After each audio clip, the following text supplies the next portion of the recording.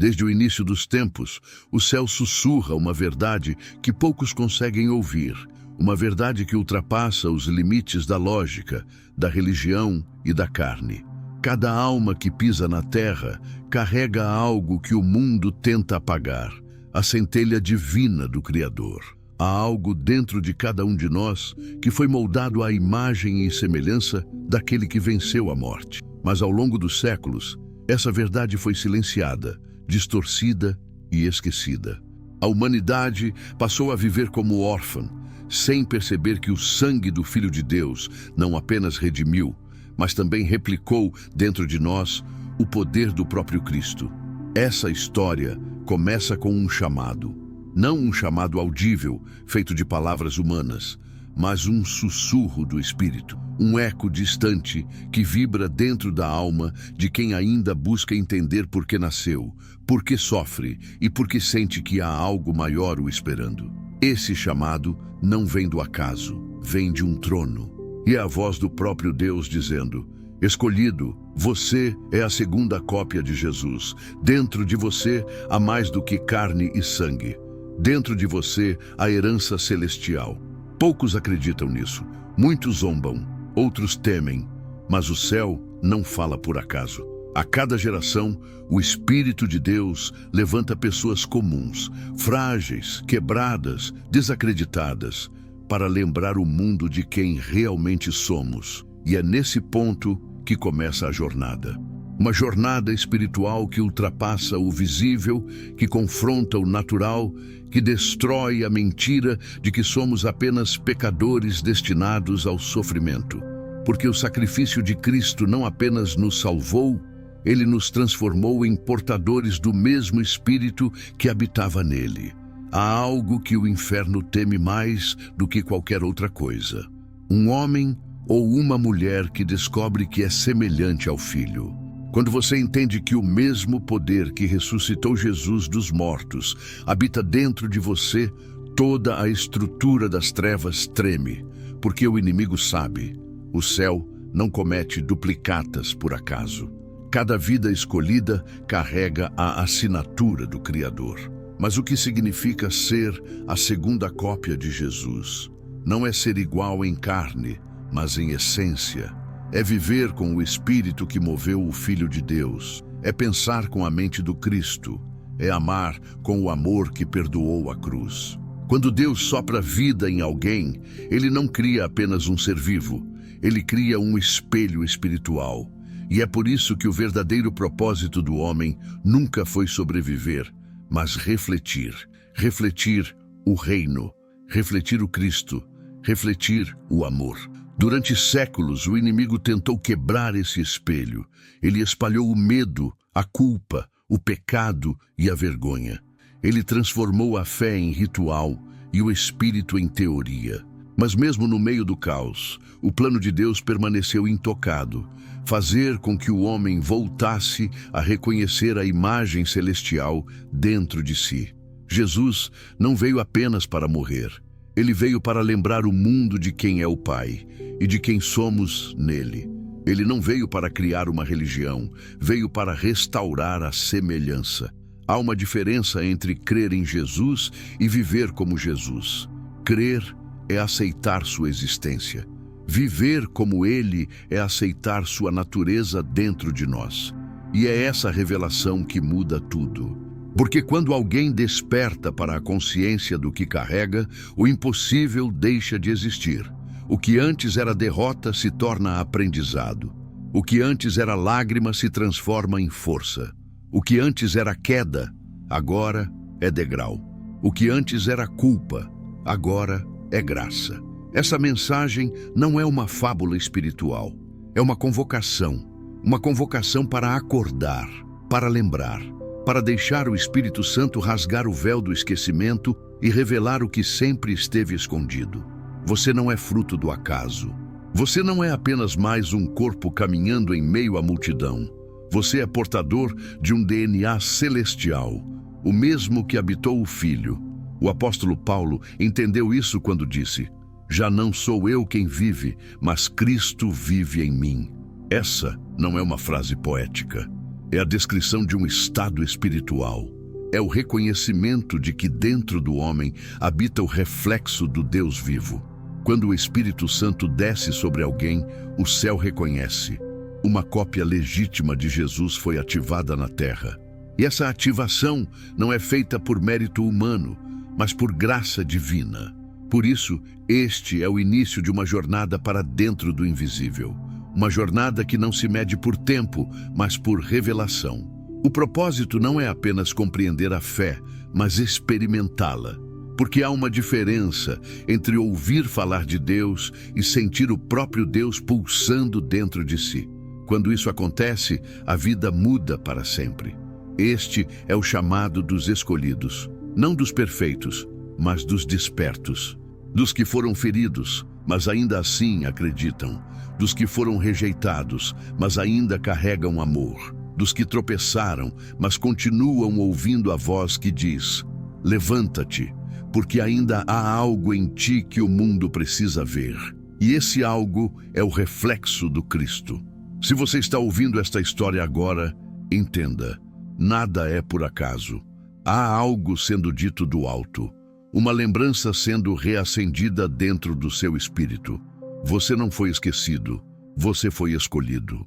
E aquele que te escolheu não te vê como um simples servo, mas como um herdeiro, herdeiro de uma promessa eterna. E a partir deste momento, a verdade começará a se revelar.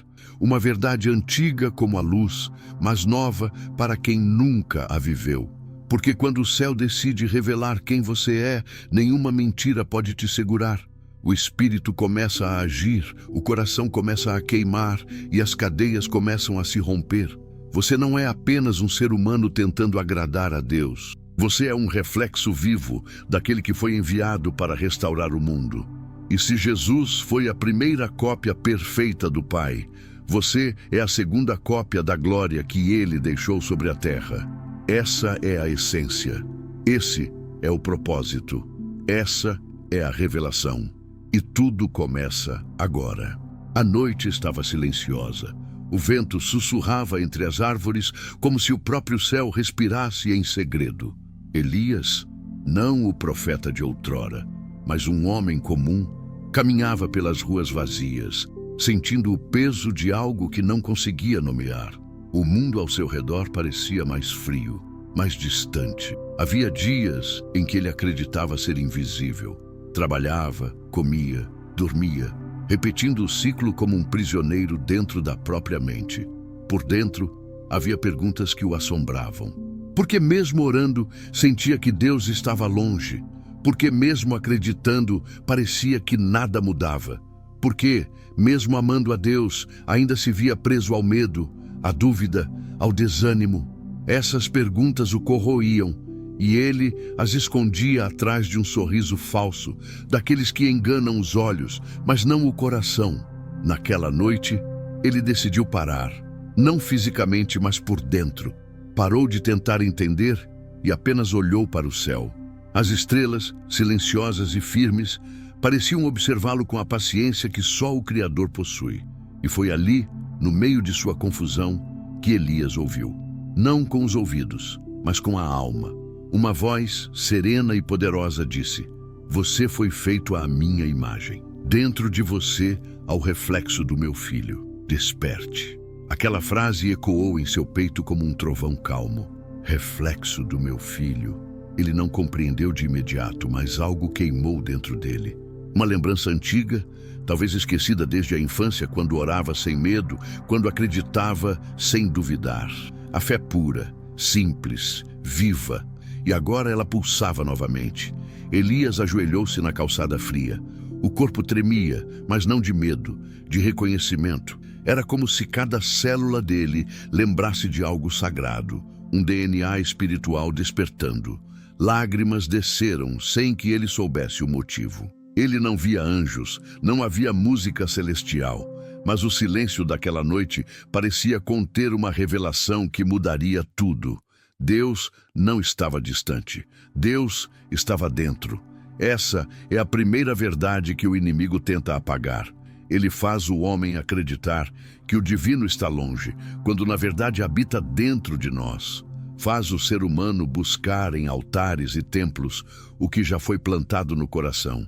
E assim, muitos vivem como servos, quando foram chamados para ser filhos. Elias começou a perceber os sinais, as pequenas coisas que antes ignorava, a brisa que o acalmava quando tudo dava errado, o versículo que aparecia exatamente quando precisava, a voz suave que dizia, aguente mais um pouco, quando ele pensava em desistir.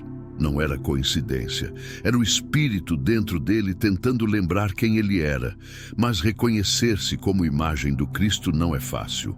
O mundo não aceita, o ego resiste, as circunstâncias zombam. Porque ser a cópia de Jesus não significa ser admirado, e sim crucificado com ele. Significa morrer para o que é falso, para o orgulho, para a carne e permitir que a verdade tome o lugar do que restou. Nos dias seguintes, Elias começou a mudar. Não porque decidiu ser melhor, mas porque algo dentro dele estava sendo restaurado. Ele acordava e orava diferente. Suas palavras não eram mais pedidos, mas conversas.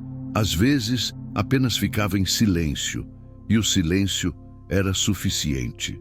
Era ali que sentia a presença de um Deus que já não falava apenas de fora, mas de dentro.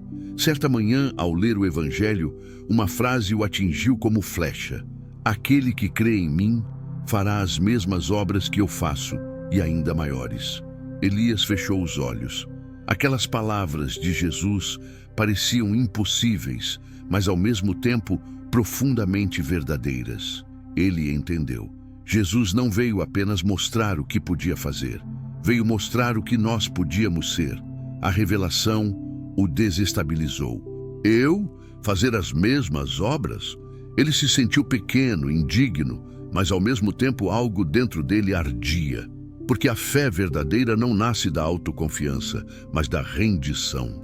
Elias começou a perceber que Deus não o chamava por causa de sua força, mas apesar de sua fraqueza. Era justamente na fraqueza que o poder divino se manifestava.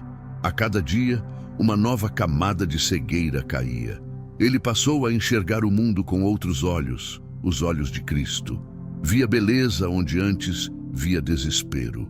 Via propósito onde antes via azar. Via perdão onde antes havia mágoa.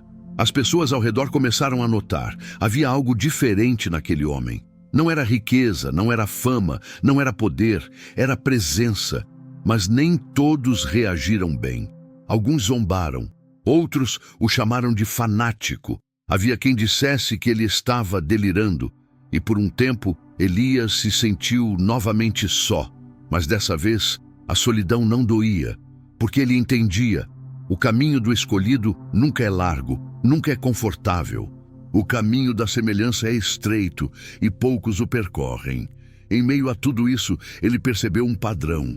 Toda vez que duvidava, algo acontecia. Um sinal, uma resposta, um alívio.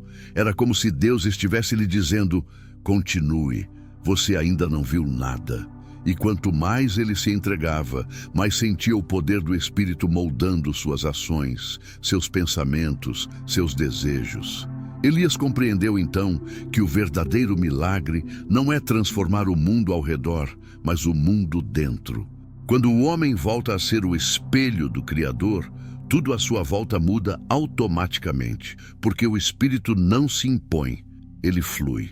Certa noite, ao caminhar pela cidade novamente, Elias parou diante de uma vitrine e viu seu próprio reflexo. Ficou ali por minutos, apenas olhando. Pela primeira vez em muito tempo, não se viu com culpa, não se viu fraco, não se viu pequeno. Ele apenas sorriu e disse baixinho, agora eu entendo. Eu sou reflexo daquele que venceu a morte. E nesse instante, o vento soprou mais forte, como se o próprio céu confirmasse sua descoberta. O chamado estava completo. O homem comum havia lembrado quem era, mas o despertar é apenas o início, porque quando o escolhido se reconhece, o inferno reage, e Elias ainda não sabia. O verdadeiro teste da sua fé estava prestes a começar. Os dias seguintes ao despertar de Elias foram marcados por algo que ele não esperava: silêncio. Não o silêncio calmo que conforta, mas o silêncio pesado que parece esmagar o peito. Depois de sentir a presença viva de Deus, ele acreditava que tudo ficaria mais fácil, que a fé abriria todas as portas, que o céu se manifestaria a cada passo. Mas não foi assim. O que veio depois foi um deserto. O deserto não é um lugar geográfico, é espiritual. É ali que Deus prova o que Ele mesmo plantou. É ali que o coração revela se a fé é emoção ou convicção. E Elias, que antes via sinais em cada vento, agora caminhava por dias inteiros sem sentir nada. Nem paz, nem resposta, nem voz. No início, ele tentou fingir que estava tudo bem. Continuou orando, lendo a Bíblia, frequentando a igreja, mas havia um vazio estranho entre ele e o céu. Cada oração parecia bater no teto e cair de volta sobre seus ombros. E aos poucos a dúvida começou a sussurrar. Será que aquilo tudo foi real? Será que você não imaginou? Será que Deus realmente falou com você? Essas perguntas se infiltravam em sua mente como veneno. Elias tentava afastá-las, mas quanto mais lutava, mais forte elas se tornavam. A fé, que antes era chama, agora tremeluzia como uma vela prestes a apagar. E no fundo, ele sabia, essa era a prova. Deus não o havia abandonado, apenas o estava moldando. Certa manhã, ao sair para trabalhar, Elias cruzou com um velho conhecido, um amigo de infância que sempre zombava de sua fé. O homem sorriu com sarcasmo e disse: "Então agora você é um reflexo de Jesus?" Elias ficou em silêncio. "Se é assim, por que você ainda sofre? Por que continua andando de ônibus com dívidas e sozinho? Se Deus está em você, cadê os milagres?" As palavras cortaram fundo. Elias tentou não reagir, mas dentro dele a dúvida gritou novamente. E se ele estiver certo? Aquele dia foi longo. No caminho de volta, enquanto o céu escurecia, Elias sentou-se num banco de praça e olhou para o nada. A fé parecia distante e o mundo cruel. Mas foi ali, no meio do silêncio, que algo dentro dele murmurou. Jesus também foi zombado e ele permaneceu. Essas palavras o fizeram estremecer. Jesus não venceu o mundo por escapar da dor, mas por suportá-la. A cruz não foi um símbolo de fraqueza, mas de poder escondido na entrega. E Elias começou a entender que carregar o reflexo do Cristo não significa ser poupado, e sim provado. A semelhança com o Filho não é privilégio, é missão. Nos dias seguintes, as provações se intensificaram. Perdeu o emprego, um amigo próximo o traiu. E até na igreja começaram a surgir murmúrios de que Elias estava ficando estranho demais, falando demais sobre ouvir a voz de Deus. O isolamento cresceu. Ele se sentia novamente como no início, esquecido, invisível, mas agora havia uma diferença. Mesmo que o coração doesse, o espírito dentro dele não o deixava desistir. Cada queda se tornava uma semente, cada lágrima uma oração silenciosa, cada noite sem resposta uma oportunidade de confiar sem ver. Elias descobriu que a fé verdadeira não é sentir Deus, é continuar acreditando mesmo quando não se sente nada. É caminhar quando os pés estão cansados, orar quando a voz falha e esperar quando o tempo parece inimigo. Certa noite, exausto e sem direção, ele foi até uma pequena capela antiga nos arredores da cidade. As portas estavam abertas, o interior vazio. Ele se ajoelhou diante do altar e pela primeira vez não pediu nada. Apenas disse: "Se o Senhor ainda está comigo, me ensina a continuar." O silêncio respondeu. Mas dessa vez, o silêncio não pesava. Era um silêncio cheio. Elias entendeu que o céu não havia se calado. Apenas esperava que ele aprendesse a ouvir de outro modo. Porque há momentos em que Deus fala e há momentos em que ele apenas observa para ver se confiamos naquilo que ele já disse. Enquanto permanecia ajoelhado, o vento entrou pela janela e moveu uma chama do altar. A vela quase se apagou, mas não se apagou. E Elias percebeu que era exatamente assim que sua fé estava.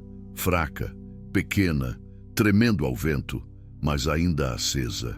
E uma fé pequena nas mãos de um Deus infinito é suficiente para mover montanhas. Ele se levantou com os olhos marejados. A dor ainda estava ali, mas agora tinha sentido. O sofrimento não era castigo, era lapidação.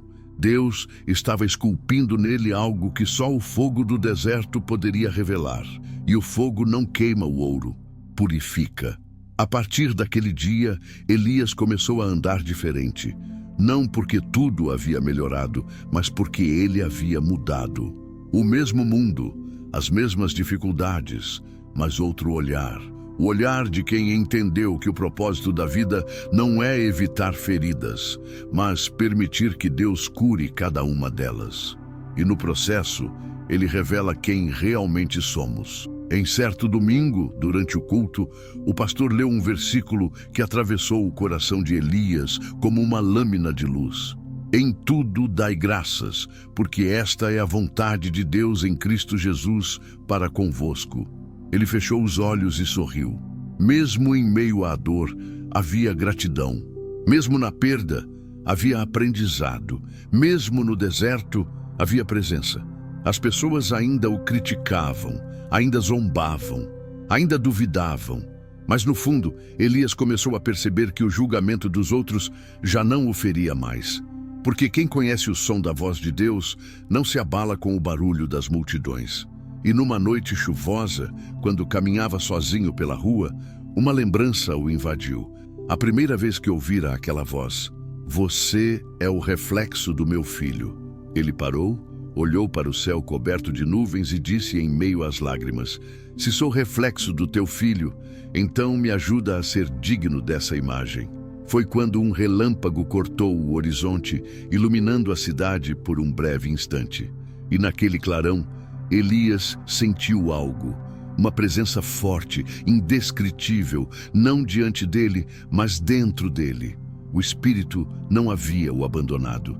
Ele apenas esperava o momento em que a fé se tornaria mais forte do que o sentimento. Elias não sabia, mas aquela oração simples seria o marco de uma nova etapa, porque o verdadeiro reflexo do Cristo não brilha quando o sol está alto. Brilha quando a noite é mais escura. E Deus estava prestes a revelar a ele que o chamado não era apenas para resistir, mas para transformar. A transformação não acontece de um dia para o outro. É silenciosa, quase imperceptível, como a semente enterrada que ninguém vê, mas que carrega dentro de si o poder de romper a terra. Assim também era a fé de Elias, pequena, mas viva, escondida sob o peso das dúvidas e das provações, crescendo em silêncio enquanto o mundo o julgava incapaz. Certa manhã, Elias acordou antes do sol nascer. O céu ainda estava cinzento e o vento frio cortava o rosto. Por algum motivo ele sentiu o impulso de sair de casa. Não sabia para onde ir, mas algo o guiava. Pegou a Bíblia, colocou o casaco e começou a andar. A cidade ainda dormia. Cada passo ecoava pelas ruas vazias, como se ele estivesse atravessando o limiar entre dois mundos, o natural e o espiritual. Depois de alguns minutos, ele chegou a uma ponte antiga sobre o rio que cortava o centro da cidade. Ali, parou. O som da água correndo parecia orquestrar o silêncio. E pela primeira vez em muito tempo, Elias não se sentia perdido. Ele se sentia disponível. Foi então que orou, não com palavras ensaiadas, mas com a sinceridade de quem se rende. Deus, se realmente existe poder dentro de mim, se sou mesmo o reflexo do teu filho, então me usa, mesmo que eu não entenda como. O vento soprou mais forte, e Elias sentiu algo percorrer o corpo. Não era emoção, era presença. Uma presença viva, densa, como se o próprio ar estivesse carregado de propósito. Ele não sabia o que fazer, então apenas permaneceu ali em silêncio. Horas depois, no caminho de volta, avistou uma mulher parada na calçada. Ela chorava, abraçando uma criança. Elias hesitou. Não queria incomodar, mas o mesmo impulso que o fizera sair de casa o empurrou a se aproximar. "A senhora está bem?" Ela levantou o olhar, os olhos vermelhos de chorar. Meu filho, disse com a voz embargada, ele está doente. O hospital disse que não há mais o que fazer. Elias não soube o que responder. Ele não era médico, não era pastor, não era ninguém especial, mas havia algo dentro dele que o fez estender a mão. Posso orar por ele? Perguntou. A mulher assentiu, e Elias, com as mãos trêmulas, colocou a mão sobre a cabeça do menino. Não havia palavras bonitas, nem fórmulas religiosas. Apenas um clamor. Senhor, eu não tenho poder, mas o teu filho vive em mim. Que seja feita a tua vontade agora. O tempo pareceu parar. O barulho da rua desapareceu, o vento cessou. Por alguns segundos tudo ficou em silêncio, e então a criança respirou fundo, como se despertasse de um sono profundo. A mulher gritou, ajoelhando-se, abraçando o filho. Elias ficou imóvel. Não sabia o que havia acontecido. As lágrimas escorriam pelo rosto, mas ele não sentia orgulho, nem surpresa. Sentia reverência. Naquele dia, ele entendeu o que Jesus quis dizer quando afirmou que faríamos as mesmas obras. O poder não estava nele, mas fluía através dele. Elias era apenas o espelho. A luz vinha do alto. A notícia se espalhou. Algumas pessoas acreditaram, outras zombaram. Uns o chamaram de milagreiro, outros de herege. Elias não se defendeu. Sabia que o dom que vinha de Deus não precisava de defesa humana. Continuou vivendo como antes, simples, discreto, mas agora com a consciência de que cada passo carregava um propósito eterno. Mas quanto maior a luz, maior a sombra que tenta apagá-la. Em pouco tempo, começaram as perseguições. Na empresa onde trabalhava, começaram a debochar de suas orações. Alguns colegas, antes próximos, o chamavam de fanático. Um deles chegou a dizer: se Deus está com você, por que vive com o salário atrasado? Elias ouviu calado. A fé verdadeira não responde com ira, responde com paz. Mas no fundo, o coração doía. As palavras pesavam, não por duvidar de Deus, mas por perceber o quanto o mundo havia se afastado da fé. Certa noite, deitado, ele orou: Senhor, por que o teu chamado dói tanto? O Espírito respondeu, não com voz audível, mas com clareza, porque a cruz sempre precede a ressurreição. Elias entendeu. Deus não o estava punindo, estava refinando-o. O reflexo do Cristo não brilha em templos, mas em feridas. É na dor que a glória se revela. Nos dias seguintes, ele começou a ajudar pessoas em silêncio. Levava alimentos a famílias que passavam necessidade. Visitava doentes. Ajudava jovens perdidos nas drogas. Não pregava com palavras, mas com atitudes. E a cada gesto, sentia algo dentro dele se expandir, como se a presença de Deus crescesse em proporção à sua entrega. Em um desses dias, encontrou um homem caído à beira da estrada, visivelmente embriagado. Muitos passavam e desviavam o olhar, mas Elias se aproximou. O homem, sujo e cansado, o empurrou e gritou: sai daqui, eu não mereço ajuda! Elias permaneceu. Nenhum de nós merece, respondeu com calma. Mas mesmo assim, Deus nos ama. Essas palavras quebraram o homem. Ele começou a chorar e caiu de joelhos. Elias o abraçou e o levou até uma pousada simples. Pagou uma refeição e ficou ali até ele dormir. Enquanto observava aquele homem, Elias se lembrou de quem havia sido, perdido, ferido, invisível, e percebeu que o reflexo do Cristo não é exibido em altares, é mostrado nos becos, nos abraços, nas lágrimas compartilhadas. Mas o mundo não compreende esse tipo de luz. Logo começaram os rumores. Ele está fazendo milagres falsos, está enganando as pessoas, quer aparecer. A língua humana, movida pela inveja, tenta apagar o que o Espírito acende. Elias não revidou, apenas orou por quem o caluniava, mas em seu íntimo, algo o preparava. Ele sentia que uma batalha maior se aproximava, uma que não seria apenas espiritual, mas também pública. Deus o estava levando para um confronto que revelaria, diante de todos, o verdadeiro poder que habita no interior de quem foi escolhido. Numa madrugada, enquanto dormia, Elias teve um sonho. Estava diante de um espelho gigante, mas o reflexo não era dele, era de Jesus. O olhar do Cristo era sereno, mas profundo, como se visse através do tempo. Jesus então disse: "O reflexo só existe enquanto houver luz. Não a esconda." Elias acordou com o coração acelerado. Sabia que aquele sonho não era uma simples visão, era uma convocação. A partir dali, ele viveria o propósito para o qual fora moldado.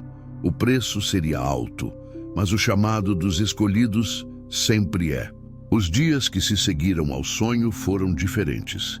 Elias sentia algo mudando no ar, um tipo de expectativa invisível, uma pressão espiritual que o cercava a cada amanhecer.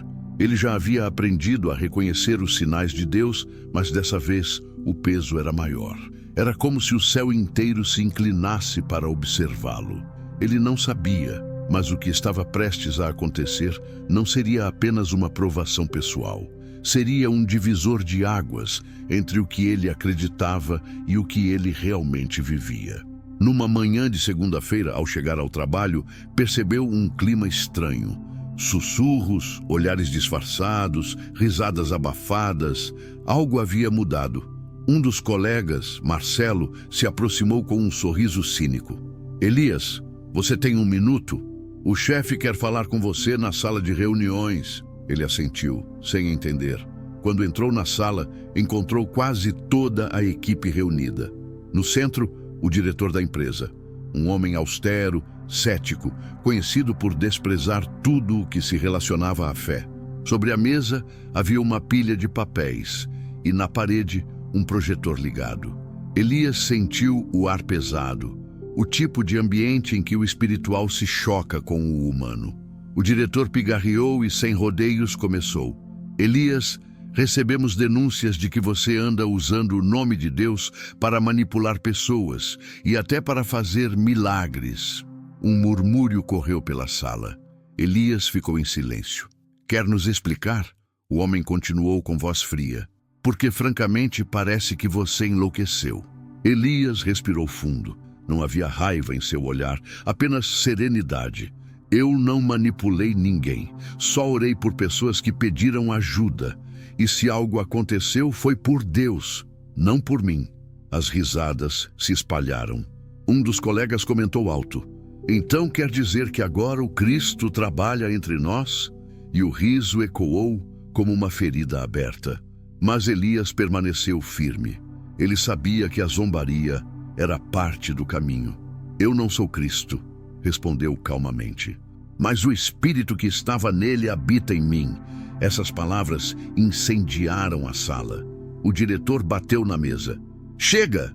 Aqui é uma empresa, não um templo, e não quero pregadores entre meus funcionários."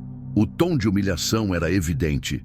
Elias poderia se defender, poderia gritar, poderia citar versículos, mas escolheu o silêncio, porque o silêncio do justo fala mais alto do que o grito dos ímpios. O diretor então o desafiou diante de todos.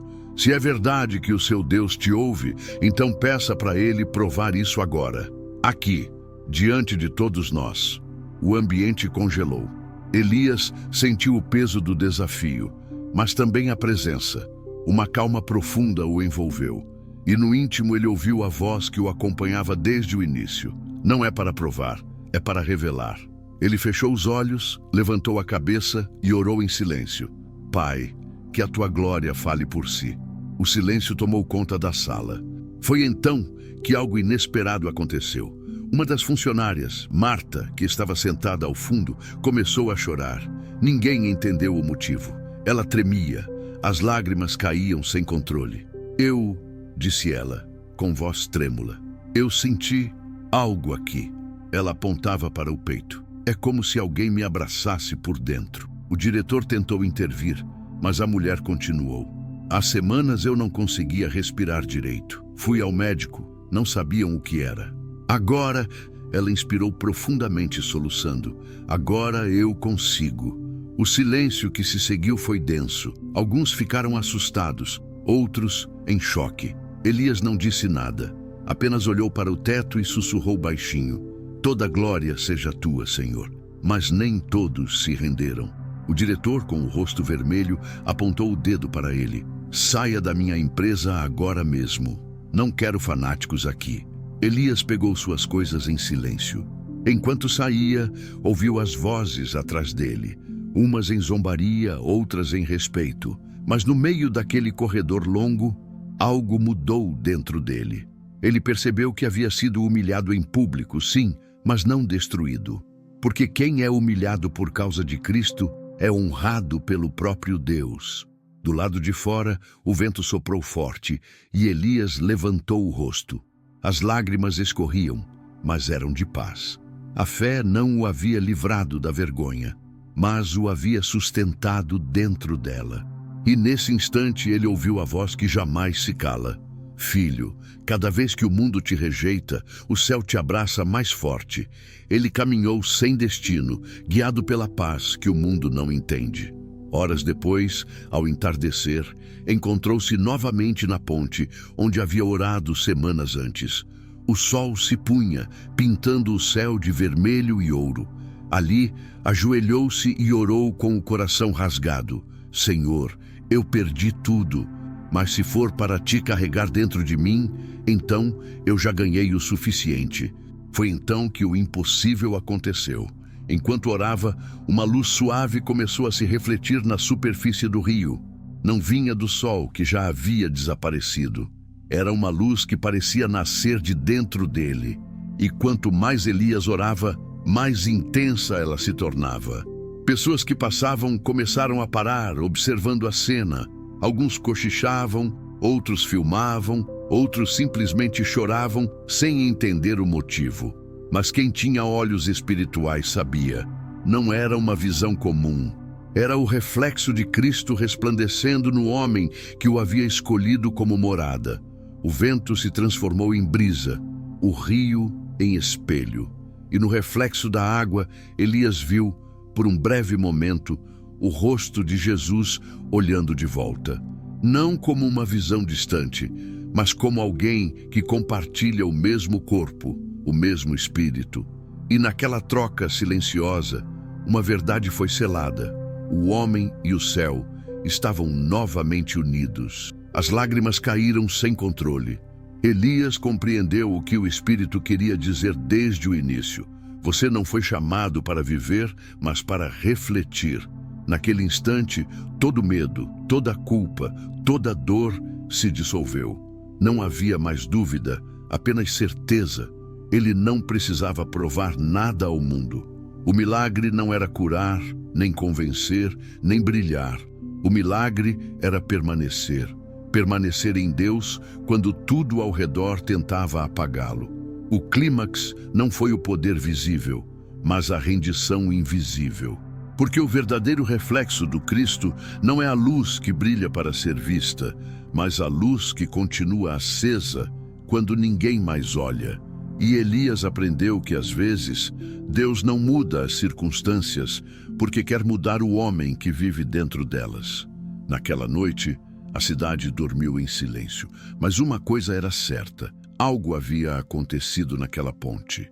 O vento, as águas, o céu, tudo parecia diferente. Elias voltou para casa exausto, mas em paz.